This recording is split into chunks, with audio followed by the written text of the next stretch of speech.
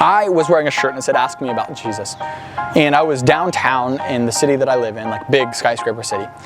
And I had a gentleman who was eating outside, like I was like on the sidewalk, and like there was an eating area outside that came up to the sidewalk. And he said, "What does your shirt say?" And I said, "My shirt says, ask me about Jesus." And he said, "Oh, F your Jesus." He was intoxicated. But either way, he would have probably said that sober. And I was like, "Oh, okay, awesome." And he's like, nope. He's like, "I don't want to hear about this whole churchy preaching to me thing and you just showing me that I'm going to hell." I was like, I didn't say any of those things. Actually, I'm only stopped here because you talked to me and you asked me what my shirt meant. He went, "Oh, yeah, I guess you're right. I guess I didn't really think about that." He's like, "Oh, sorry." So, you know what, but now that I've got you, he said, "I've got a question I want to ask you." I said, "Okay, well, ask me your question."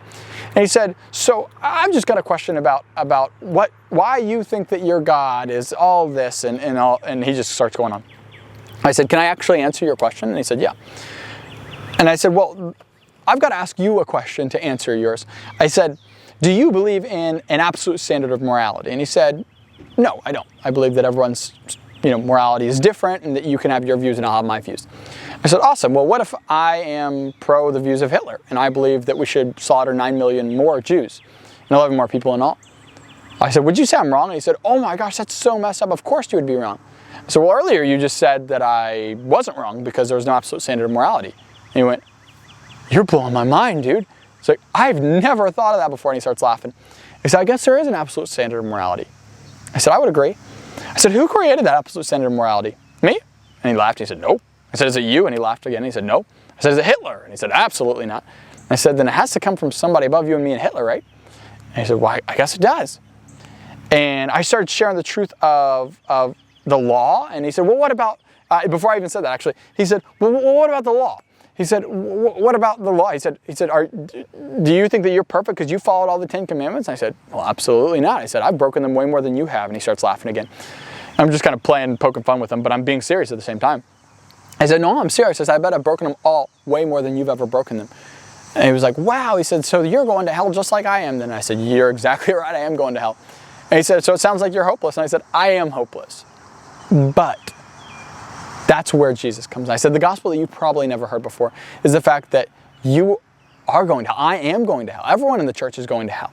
If it wasn't for what Jesus did. But if we trust in him." So I just preached the gospel to him. He gave me all these softballs so I could answer all these things. And he said, "Fine, okay, fine. I got one more question for you." And his boyfriend actually comes out.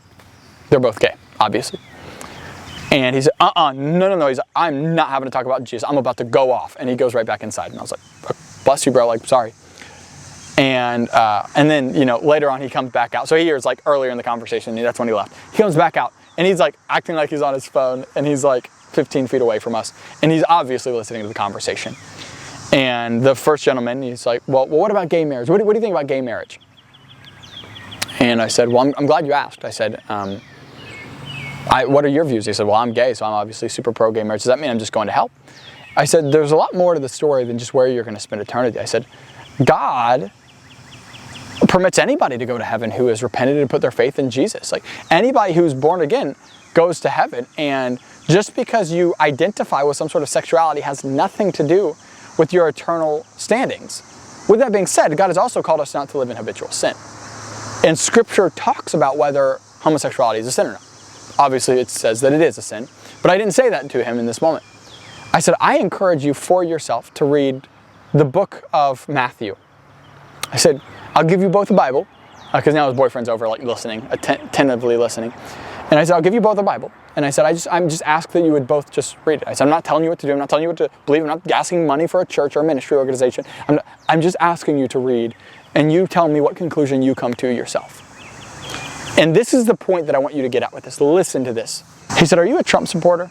And I said, "I couldn't care less about politics either way." I said, "I care about Jesus." He said, "You know what? I've never met a Christian like you ever in my life." He said, "Every Christian that I've ever met in my life, I hated." I mean, it makes me want to cry just saying it. He said, "Every Christian I've ever met in my life, I hated. And you're really awesome to be around. I've really enjoyed our conversation. I'd like to talk with you more about this."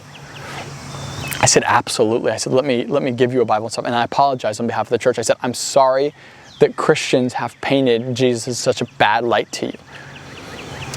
And I don't know where they're at today. I don't know if they're going to be written in the Lamb's Book of Life or not. But here's what I know. I have never heard of another Christian, and again, I'm not tooting my own horn or saying that nobody else had a good conversation with a homosexual person. I've never to date heard an experience personally with somebody who spoke to a person who struggles with homosexuality and had such good conversation and real open conversation about the topic. Now, the reason this is, and the point of this whole video is to say, if your goal and intentionality is just to tell somebody why they're wrong, nobody will ever receive a thing that you have to say.